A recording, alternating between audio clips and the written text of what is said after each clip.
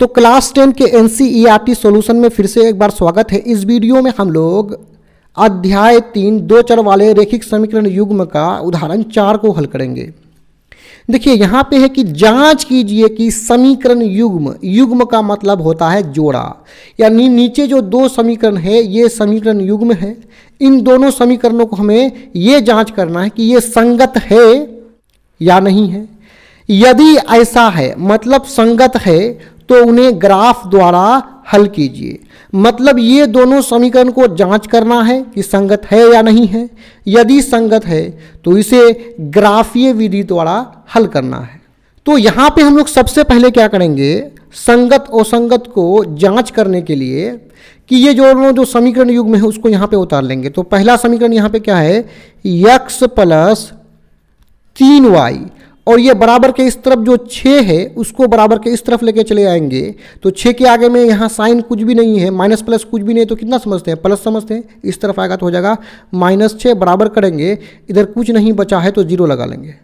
उसी तरह दूसरा जो समीकरण है उसको भी उतार लेंगे, 2x - 3y, और 12 को बराबर के इस तरफ करेंगे। 12 के आगे में साइन कुछ भी नहीं है तो कितना है, प्लस है। इस तरफ आएगा तो 12 हो जाएगा -12, बराबर करेंगे, इधर कुछ नहीं बचा तो 0 लगा लेंगे। हम सिंपल सा क्या करेंगे, जो समीकरण दिया हुआ है ना उसका अचर पद यानी बिना x वाला पद जो बराबर के इस तरफ है उनको बराबर के इस तरफ हम लेकर के चले आएंगे। और ये जो पहला समीकरण है इसको समीकरण 1 मान लेंगे और ये दूसरा समीकरण 2 मान लेंगे। अब देखिए इन दोनों समीकरणों का संगत असंगत जांच करने के लिए हमें a1/a2 निकालना पड़ेगा, b1/b2 निकालना पड़ेगा और c1/c2 निकालना होगा। तब इन तीनों का तुलना करके ही हम संगत और संगत बता सकते हैं। तो इन तीनों अनुपात का तुलना करने से पहले आइए a1 a2 b1 b2 और c1 c2 का मान को समीकरण से निकाल लेते हैं। देखिए a1 होगा, 1 लगा हुआ रहेगा तो हम लोग पहला समीकरण में देखेंगे। a1 मतलब होता है पहला समीकरण में x के साथ जो गुना के रूप में जो संख्या रहेगा। तो x के साथ गुना के रूप में कोई भी संख्या नहीं है तो आगे हम 1 समझते हैं, तो a1 बराबर 1 हो जाएगा। आप चाहें तो यहाँ पे लिख सकते हैं यहाँ का मतलब समीकरण में b1 बराबर हो जाएगा वह संख्या जो समीकरण 1 में 3 के y के साथ गुना के रूप में रहे। तो y के साथ गुना के रूप में 3 है तो b1 बराबर 3, और c1 हो जाएगा अचर पद बिना x वाला पद -6। अब निकाल लेते हैं a2। 2 का मतलब समीकरण 2 में देखना है। x के साथ गुना के रूप में क्या है, x के साथ गुना के रूप में 2 है तो a1 बराबर 2 हो जाएगा, a2 बराबर 2 हो जाएगा। b2 बराबर समीकरण 2 में y के साथ गुना के रूप में कितना है, -3, तो ये b2 हो जाएगा। c2 समीकरण 2 में जो अचर पद है बिना x वाला पद -12 वो हो जाएगा c2। यानी जब एक b और c के साथ 1 लगा हुआ रहेगा तो समीकरण 1 में देखेंगे और 2 लगा हुआ रहेगा तो समीकरण 2 में देखेंगे। और a b c का मतलब a का मतलब x के साथ गुना के रूप में रहेगा और b का मतलब y के साथ गुना के रूप में रहेगा और c का मतलब अचर पद बिना x वाला पद होता है। अब आइए सबसे पहले पहला अनुपात निकाल लेते हैं, a1/a2 निकाल लेते हैं। तो a1/a2 हो जाएगा, देखिए a1 का मान कितना है, 1 है, और a2 का मान कितना है, 2 है, 2 लिख देंगे। अब आइए b1 b2 का मान निकाल लेते हैं। तो b1/b2, b1 का मान 3 है तो 3 लिख लेंगे, बट्टा करेंगे, और b2 का मान -3 है तो -3 करेंगे। 3 1 कम 3, 3 1 कम 3, ये माइनस तो लिखा जाएगा ना, 1/1 कितना होता है, 1 हो जाता है। अब हम देख रहे हैं कि a1/a2 और b1/b2 दोनों आपस में बराबर नहीं है, क्योंकि इसका मान 1/2 और इसका मान -1 है, तो ये दोनों आपस में बराबर नहीं है। देखिए यहाँ पे a1/a2 और b1/b2 दोनों आपस में बराबर है, बराबर नहीं है ना। तो जब दोनों बराबर नहीं होगा तो हम लोग c1/c2 नहीं निकालेंगे। जब बराबर होता अगर तब निकालते, तो यहाँ पे हमें c1/c2 नहीं निकालना है। तो यहाँ पे हम देख रहे हैं कि क्योंकि a1/a2 बराबर नहीं है, नॉट इक्वल टू b1/b2। जब ये दोनों बराबर आपस में नहीं होगा तो कौन सा स्थिति उत्पन्न होगा, देखिए हमारे पास यदि 2 समीकरण रहेगा तो 2 समीकरणों में a1/a2 b1/b2 और c1/c2 को तुलना करेंगे तो 3 स्थिति उत्पन्न होगा। पहला स्थिति में देखिए a1/a2 not equal to b1/b2। यदि ये दोनों आपस में बराबर नहीं होगा तो दोनों रेखाएं एक दूसरे को क्या करेगा, प्रतिच्छेद करेगा। यानी लाइन 1 और लाइन 2 दोनों एक बिंदु पर प्रतिच्छेद किया है तो इसको बोलेंगे प्रतिच्छेदी रेखा, और एक बिंदु पर प्रतिच्छेद किया है तो इसका कितना हल होगा, एक हल होगा। एक हल को ही हम लोग अद्वितीय हल कहते हैं। और द्वितीय हल मतलब कोई दूसरा और हल नहीं होगा, मतलब एक ही हल होगा। और जिसका कुछ ना कुछ हल होता है वो संगत होता है, तो इसका एक हल है ना, तो हल है तो ये क्या हो जाएगा, संगत हो जाएगा। उसी प्रकार और भी कंडीशंस है कि ऐसा रहेगा तो रेखाएं समपाती हो जाएगा, मतलब एक रेखा के ऊपर दूसरा रेखा हो जाएगा। यदि ऐसा हो जाए नॉट इक्वल टू, ऐसा हो जाए लास्ट वाला a1/a2 b1/b2 not equal to c1/c2 रहे तो रेखाएं क्या हो जाता है, समांतर हो जाता है। इस परिस्थिति में वो संगत हो जाएगा। यदि समपाती होता है तो अनेक हल होता है, इस परिस्थिति में संगत होता है। तो हमारे सामने ये स्थिति उत्पन्न हुआ है, तो इसके लिए रेखाएं प्रतिच्छेद करता है और समीकरणों का हल क्या होता है, संगत होता है। तो हम यहाँ पे लिख सकते हैं कि इसलिए ऐसा स्थिति है तो इसका होता है कि दी गई जो समीकरण है, दी गई समीकरण युग्म मतलब जोड़ा दो समीकरण जो है वो क्या है, संगत है। हमें क्या कहा गया है, यदि संगत है तो उसे ग्राफीय विधि से हल करना है। तो यहाँ पे संगत है ना, तो अब हमें इसे ग्राफीय विधि से हल करना पड़ेगा। तो ग्राफीय विधि से हल करने का आसान सा प्रोसेस है। तो यहाँ सिंपल सा लिख लेंगे कि ग्राफ द्वारा हल। चलिए ग्राफ द्वारा हल करना शुरू करते हैं। तो यहाँ पे सिंपल सा लिख देंगे समीकरण 1 से, और जो पहला समीकरण है उसको यहाँ पे उतार लेंगे। तो पहला समीकरण है x + 3y - 6 = 0। आप ऊपर में देख भी सकते हैं। तो इससे हम लोग y का मान निकाल लेंगे और y का मान निकाल के इस समीकरण का दो हल को प्राप्त कर लेंगे। तो यहाँ सिंपल सा 3y लिखेंगे, x इस तरफ जाएगा तो हो जाएगा -x, 6 इधर जाएगा तो इसका माइनस बदल जाएगा प्लस में। अब आइए y बराबर हो जाएगा -x + 6, 3 यहाँ पे y के साथ गुना के रूप में है तो इस पर भाग लग जाएगा। आप चाहें तो यहाँ पे y बराबर लिख सकते हैं, 6 को पहले कर सकते हैं और x को बाद में कर सकते हैं, क्योंकि x के आगे में माइनस है, बट्टा में कितना है, 3 है। अब यहाँ सिंपल सा जो है ना तालिका बना लेंगे जिससे हमें इस समीकरण का दो हल प्राप्त होगा। तो यहाँ पे हम लोग क्या करेंगे, इस समीकरण में यहाँ y बराबर जो है 6 -x/3, यहाँ पर x का मान हम लोग अपने मन से रखेंगे और y का मान इस समीकरण को हल करने के बाद प्राप्त होगा। तो आइए सबसे पहले रखते हैं यदि x बराबर, तो x बराबर 0 रख लेते हैं। यानी x का मान इस प्रकार रखेंगे कि y का मान हमें ना दशमलव या बट्टा में प्राप्त ना हो। तो x का मान 0 तो x के आगे में 0 लिख लेंगे। तो y बराबर हो जाएगा 6x - 3, ये तो समीकरण है, इसको उतार लिए, बराबर करेंगे 6 माइनस x का मान कितना 0 है, 0 रखेंगे बट्टे 3 है, 6 - 0 6 हो जाएगा, बट्टा में 3, 3 एक कम 3, 3 दूने 6 बराबर 2। यानी x का मान 0 रखे तो y बराबर 2 प्राप्त हुआ। अब हम लोग क्या करेंगे, फिर से एक मान रख लेंगे ताकि हमें दो हल प्राप्त हो यहाँ पर। तो x बराबर आइए 6 रख लेते हैं। तो यदि x बराबर हम लोग 6 रखेंगे तो x के सामने 6 लिख देंगे, तो y बराबर 6 - x बट्टा 3, यहाँ पे 6 है माइनस x का मान 6 रख लेंगे बट्टा 3, 6 से 6 गया 0 बट्टा 3, ऊपर में 0 नीचे में कोई भी संख्या होगा तो इसका मान 0 होगा। यानी जब x का मान 6 रखे तो y का मान 0 प्राप्त हुआ, यहाँ पे लिख लेंगे। अब आगे बढ़ते हुए आइए जो दूसरा समीकरण है ना उसको भी यहाँ पे उतार करके उसका भी दो हल को ज्ञात कर लेते हैं। तो यहाँ पे सिंपल सा लिखेंगे समीकरण 2 से, और समीकरण 2 को यहाँ पे उतार लेंगे। दूसरा समीकरण है 2x - 3y - 12 बराबर 0। अब हमें इससे y का मान निकालना है, तो y का मान निकालने के लिए कर लेंगे -3y बराबर 2x, जो बराबर के इस तरफ आएगा तो हो जाएगा -2x, ठीक है, और ये -12 बराबर के इस तरफ आएगा तो हो जाएगा +12। अब आइए इससे y का मान निकाल लेते हैं। तो y बराबर हो जाएगा -2x + 12 बट्टा में कितना हो जाएगा -3, क्योंकि -3 गुना के रूप में है, इस तरफ भाग लग जाएगा।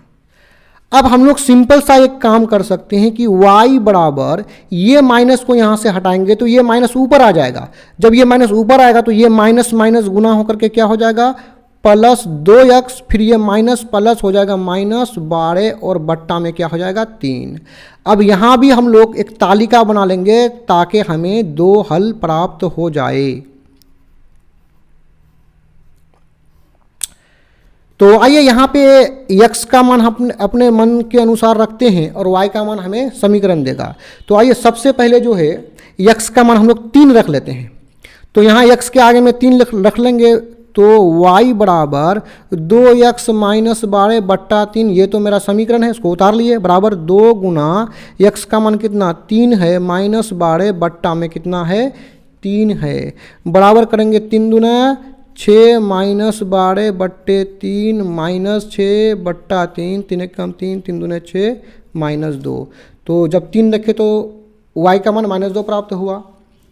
अब आइए x का और एक मान रख लेते हैं। तो यहाँ पे लिख लेंगे, यदि x बराबर 6 रख लेते हैं तो x के आगे में क्या लिख देंगे 6 लिख देंगे।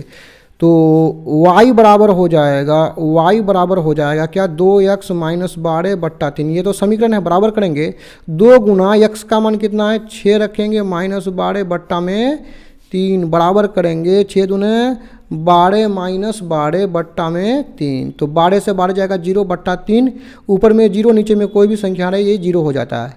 यानी x का मान, यदि x का मान हम लोग 6 रखे तो y का मान हमें 0 प्राप्त हुआ, यहाँ पे 0 लिख लेंगे। अब देखिए यहाँ हमें कितना हल प्राप्त हुआ है, समीकरण 2 में 2 हल प्राप्त हुआ है। तो यहाँ पे दोनों हल को लिख लेंगे, यानी पहला हो जाएगा 3 -2, यानी पहला x का मान होता है तो पहला x का मान लिखे, दूसरा y का मान होता है तो दूसरा y का मान लिखे। यानी जब हम हल को बनाएंगे तो ऊपर नीचे लिखेंगे। दूसरा है 6, 0। उसी प्रकार जो पहला समीकरण है उसका भी हमें 2 हल प्राप्त हुआ है। पहला हल है 0, 2 और दूसरा हल है 6, 0। यहाँ पे लिख लिए उसको। अब दोनों समीकरणों के हल को लेकर के हमें ग्राफ खींचना है। तो ग्राफ खींचने के लिए हम अपने सुविधा के लिए जो है ना इन हलों को यहाँ पे उतार लेते हैं। आप डायरेक्ट देख करके बना सकते हैं, उसमें कोई दिक्कत नहीं। तो पहला समीकरण का पहला जो समीकरण है इसका हल क्या क्या है 0, 2 और 6, 0। अब दूसरा समीकरण के भी हल को देख लेते हैं। तो दूसरा समीकरण का हल क्या है, देखिए दूसरा समीकरण मेरे पास है 2x - 3y - 12 बराबर 0। और ये दूसरा समीकरण है ना, ये दूसरा समीकरण का हल हमें कितना प्राप्त हुआ है 3, -2 और 6, 0। आइए इन दोनों समीकरणों के इन दोनों हल को लेकर के आलेख खींच लेते हैं। आलेख मतलब ग्राफ खींच लेते हैं। तो ग्राफ खींचने के लिए हमें एक ग्राफ कॉपी चाहिए।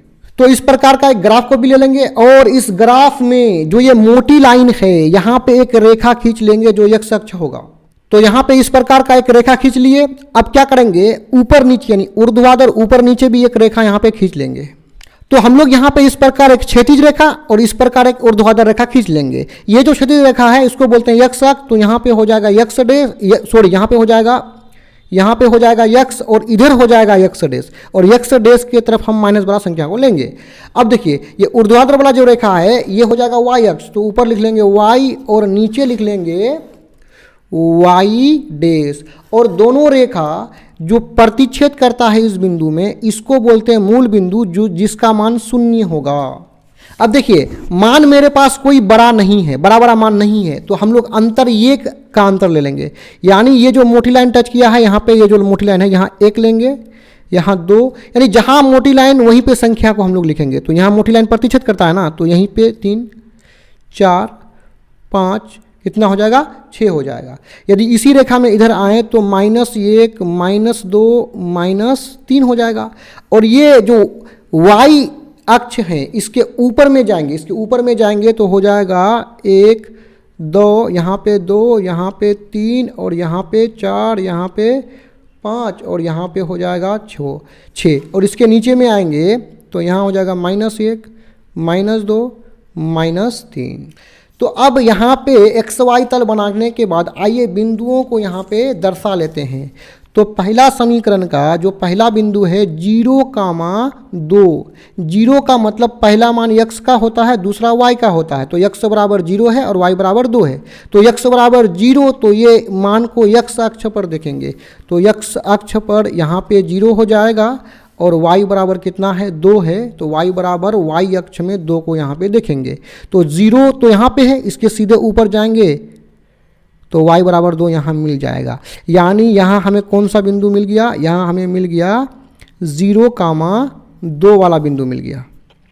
यानी यदि x अक्ष 0 हो तो बिंदु कभी भी x अक्ष पर नहीं बनेगा, y का मान है तो y अक्ष पर बनेगा। अब दूसरा मान क्या है 6,0, तो 6,0 है तो y का मान क्या, दूसरा वाला y का मान, पहला वाला x का मान, तो y का मान 0 है तो ये बिंदु y अक्ष पर नहीं बनेगा, x का मान है ना तो x अक्ष पर बनेगा।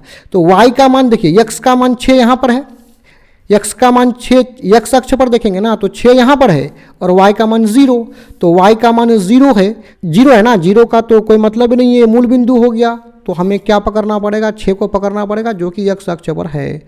तो दूसरा जो बिंदु है वो 0,6 यहाँ बन जाएगा। अब हम लोग क्या करेंगे, ये दोनों बिंदुओं को मिला करके एक रेखा खींच लेंगे।